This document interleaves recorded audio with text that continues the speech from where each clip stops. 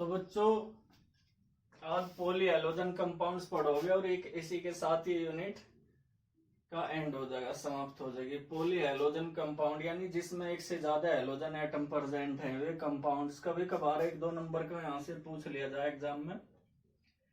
अधिकतर इसमें वैसे यूज वगैरह ही है जो आपको याद करनी। यूज तो आपको एक प्रकार से रटने ही होते हैं।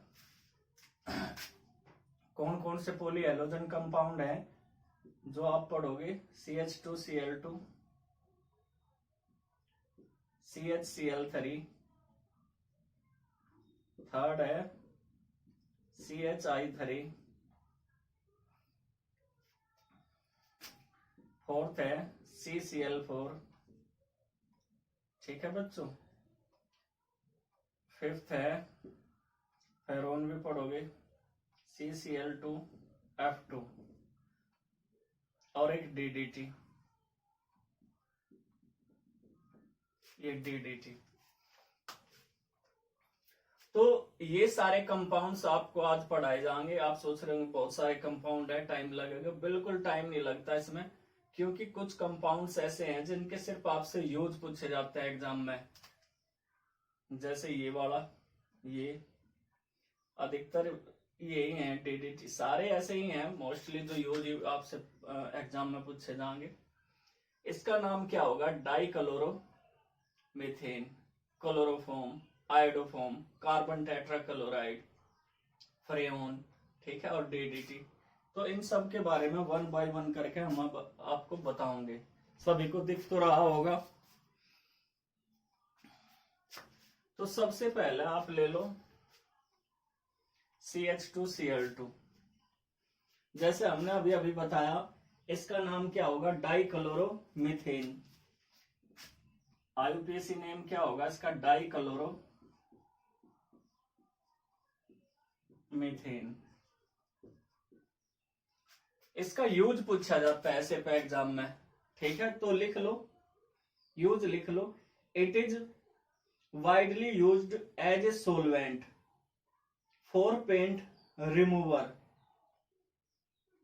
और सेकंड यूज है in the manufacture of drugs, drugs के मैन्युफैक्चर में भी यूज किया जा।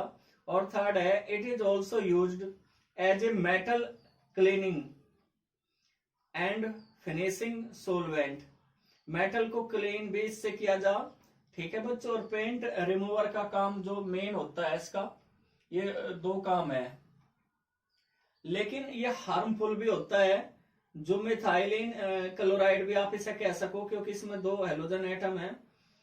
और ये हमारा जो सेंट्रल नर्वस सिस्टम होता है उस पर अटैक करे, तो इससे प्रोटेक्ट भी आपको करना है अपने आप को। नर्वस सिस्टम पे डायरेक्ट अटैक करता है, तो इसका सिर्फ आपको यूज याद रखना जो हमने बताया, आप इसे यूज के तौर पे ही याद रखोगे बस।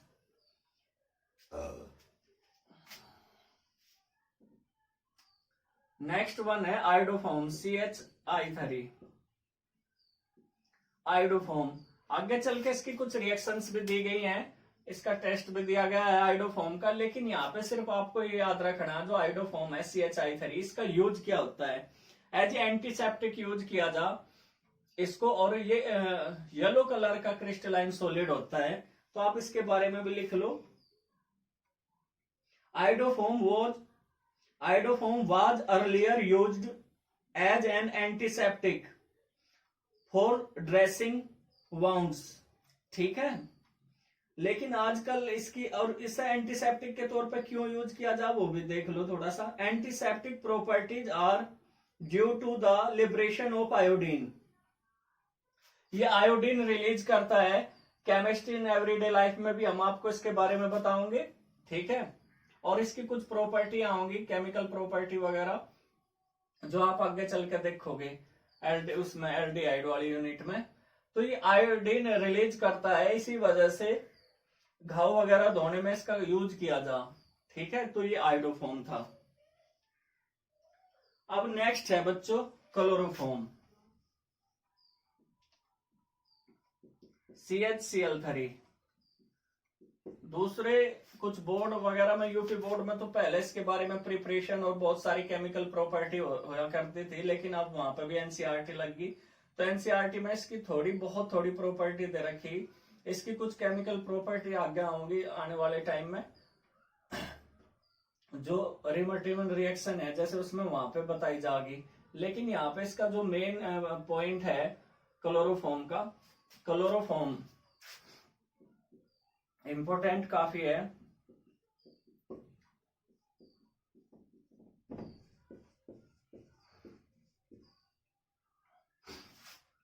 आप मूवी वगैरह में देखते होंगे, इसमें बेहोश करने के काम में आता था ये, ठीक है। इसको सुंघा दे, लिक्विड होता है ये, तो क्या हो जा, बेहोश हो जा आदमी।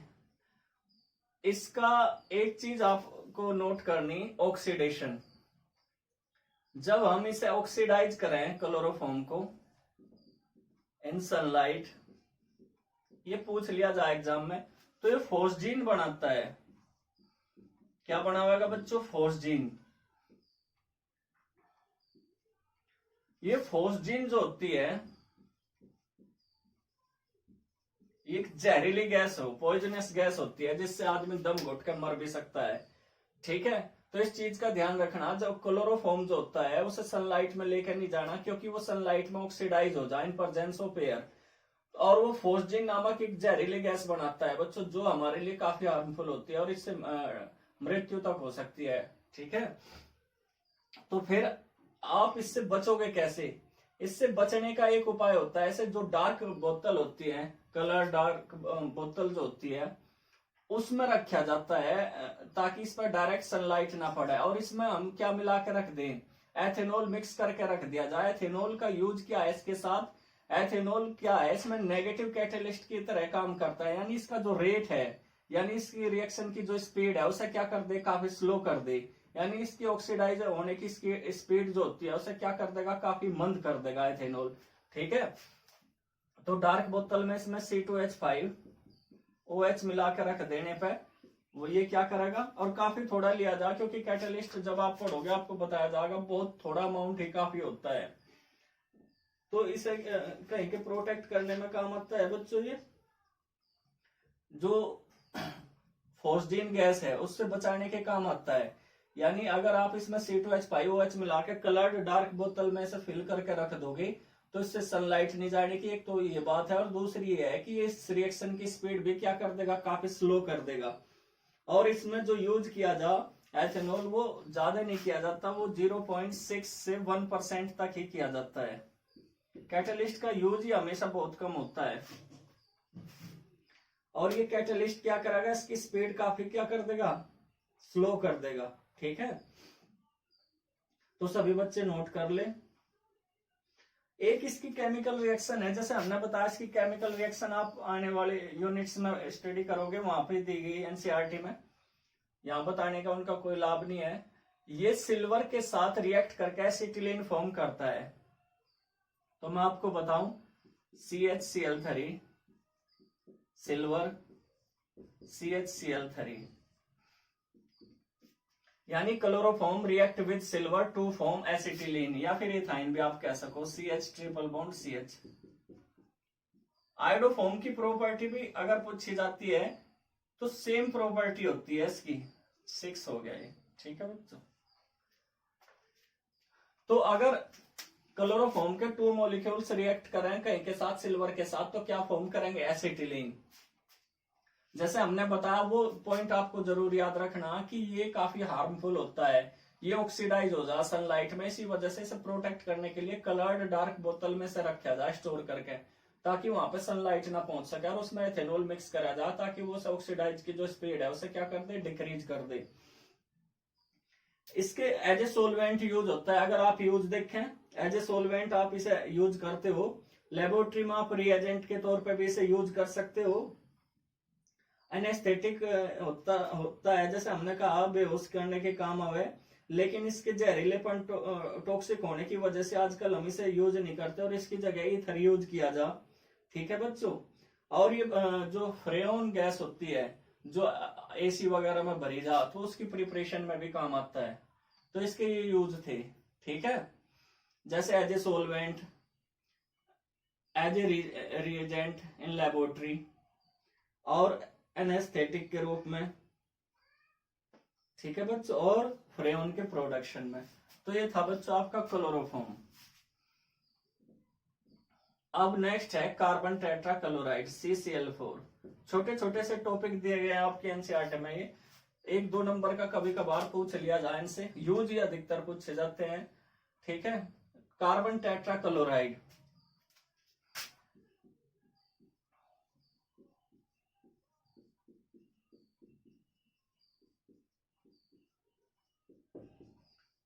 आप बहुत जगह रिएक्शन में इसे देखते होंगे, ये एज ए सोलवेंट भी यूज किया जाता है, ऑर्गेनिक सोलवेंट होता है, बहुत सारी रिएक्शन में यूज किया जा, हुंसडी का रिएक्शन में भी आपने देखा होगा।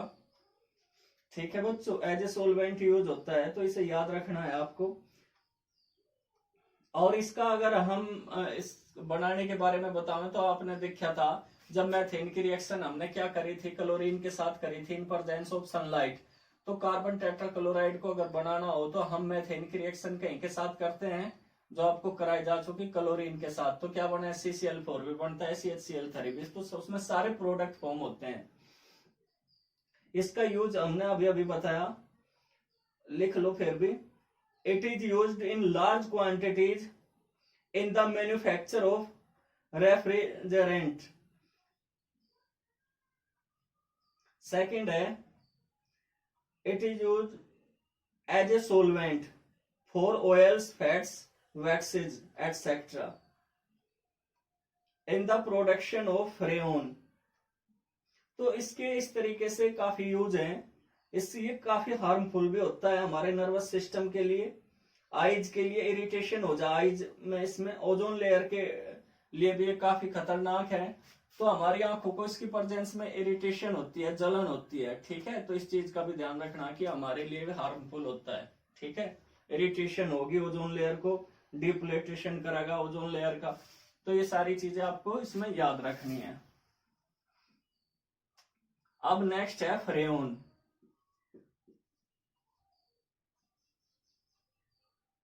फ्रेओन क्या होती है, जो एसी में भरी जा गैस, ठीक है बच्चों, एसी वगैरह में भरी जा, हमने अभी अभी आपको इसका फॉर्मूला भी बताया था CCl2F2, ऐसा फ्रेओन 12 भी कह दें, ये भी ध्यान रखियो।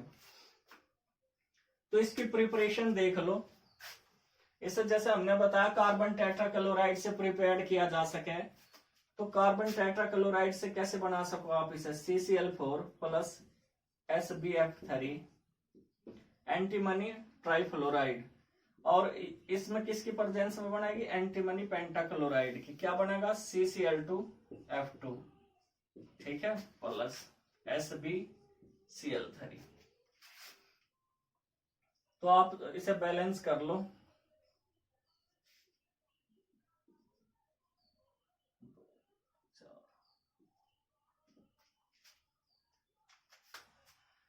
तो when carbon tetrachloride react with antimony trifluoride in presence of antimony pentachloride to form फ्रेओन। ये जैसे हमने बताया जो फ्रेओन गैस होती है, अगर देखा जाए ओजोन लेयर के लिए काफी नुकसानदायक है, उसे डिप्लेटेशन जो हो रहा है ओजोन लेयर का, तो उसमें काफी अहम रोल है फ्रेओन का, इस चीज को आप ध्यान रखियो। और यूज क्या है ऐसे, रेफ्रिजरेटर जो फ्रिज कहते हैं आपके घरों में, उसमें यूज करी जा, और एयर कंडीशनर यानी एसी में यूज करी जा, तो ये याद रखियो बस आप इसके बारे में। ठीक है, अब सबसे आखिर में है DDT। DDT ये इंपोर्टेंट भी है काफी। इसके 2-3 नाम है, खासतौर पे आपको 2 नाम जो इसके याद रखने वो देख लो।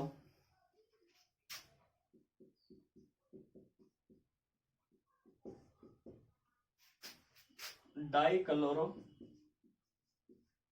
डाइफिनाइल भी कह सके हैं, यहाँ फिनाइल भी लिख सके हैं, डाइफिनाइल, और ट्राई क्लोरो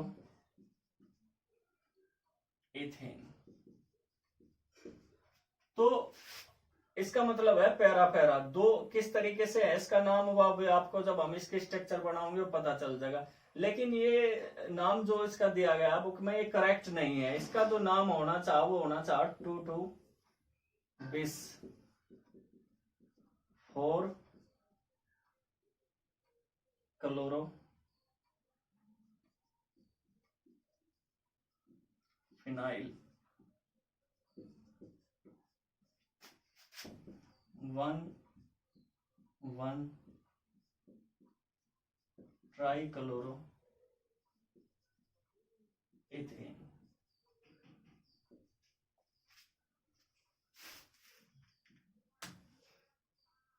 सभी बच्चे इसका नाम लिख लें। तो जो डीडीटी होता है इसकी प्रिपरेशन पूछ ली जा, इसकी जो प्रिपरेशन है वो किस तरीके से करी जा वो देख लें आप। हम इसमें क्या लेंगे, क्लोरोबेंजीन। क्या लेंगे बच्चों, इसमें हम क्लोरोबेंजीन लेंगे। किसी भी तरीके से आप लिख कर देख सको तो CCl3 CHO, हम इस तरीके से लिख लेंगे CHO। ये क्लोरल होता है, क्या होता है, क्लोरल।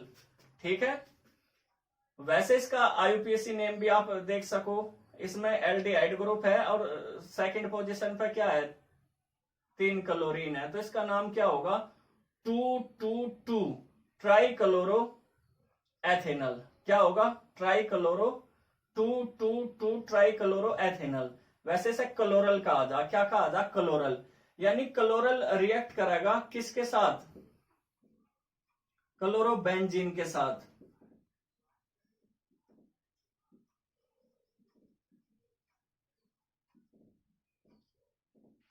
क्लोरोबेंजीन।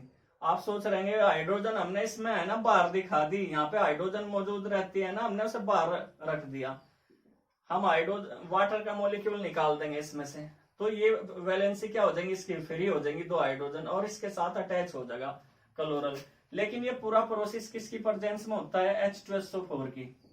कंसंट्रेटेड H2SO4 इस वजह से यूज करा जा क्योंकि वाटर को अब्जॉर्ब कर ले किसी भी कंपाउंड से। ठीक है, इसमें से क्या निकल गया, -H2O निकल गया, इसे ड्राई कर दिया और वैलेंसी फ्री कर दी इसकी, तो इसमें क्या बन जाएगा,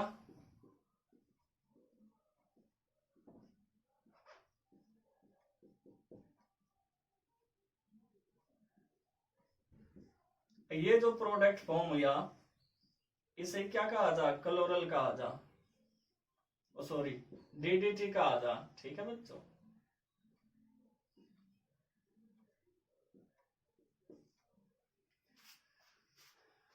तो ये डीडीटी फॉर्म हो गया। जैसे हमने कहा था इसमें क्या है, ये पैरा पोजीशन पे है ना क्लोरो, देखो 2 तो क्लोरो है, कौन से पोजीशन पे है, पैरा पैरा, तो हम इसे क्या लिख रहे हैं आजकल, 2 2 20। ठीक है, यहां से काउंटिंग शुरू हो रही है इसकी, तो कहां कहां क्या क्या जुड़ रहे उसी तरीके से इसका नाम है। ठीक है, क्या लिखवा हमने नाम, 2 2 20। आप क्यों लिख रहे, आप कोऑर्डिनेशन केमिस्ट्री में जब पढ़ाओगे IUPAC नेम हम आपको तब बता देंगे। अगर 2 बार डाई आ रहा तो एक के लिए 20 यूज करा जाएगा, डाई हो गया था ने। ठीक है, तो इस और डाई फिनाइल है, तो इसी वजह से हमने उसमें क्या यूज करा, 20। ठीक है, तो इसका नाम क्या हो गया था, बताओ बच्चों, 2 2 20 4 क्लोरो फिनाइल। देखो 2 है ना, एक ये रहा और एक ये रहा, तो 4 क्लोरो फिनाइल 20 यूज कर लिया हमने डाई की जगह इसमें। ठीक है, और फिर ये देखो क्या है यहाँ पे, इस कार्बन पे 1 1 ट्राई क्लोरो, बताओ बच्चों क्या है, 1 ट्राई क्लोरो इथेन। इथेन क्यों, यहाँ 2 कार्बन होने की वजह से, यानी आपने इसमें जो काउंटिंग शुरू करी वो आपने ऐसे करी। आगे बात समझ में सभी को। ठीक है, ये साइड चेन है, इस वजह से इसका नाम हमने पहले लिखा और इसका नाम बाद में लिखा। तो सभी नाम इसका याद रखियो, क्या है, 2 2 20 4 क्लोरो फिनाइल ब्रैकेट में, ब्रैकेट क्लोज, 1 1 1 3 बार है, 3 क्लोरीन है, तो ट्राई क्लोरो इथेन। तो ये बच्चों आपका टॉपिक था डीडीटी। ये इंसेक्टिसाइड्स होता है जो खेत वगैरह में किसान के बच्चे हैं वे जानते होंगे। ये व्हाइट कलर का होता है, इसका कलर कैसा होता है, व्हाइट होता है, और इसे यूज किया जा इंसेक्टिसाइड्स के रूप में। कीट पतंगे जो होते हैं उन्हें मारने के लिए यूज करा जा। ठीक है, लेकिन इसके साइड इफेक्ट काफी होते हैं, तो इसे देख के यूज किया जाता है। तो इसी के साथ क्या है, आपकी ये यूनिट कंप्लीट हुई। सभी बच्चे स्क्रीनशॉट ले लें इसका।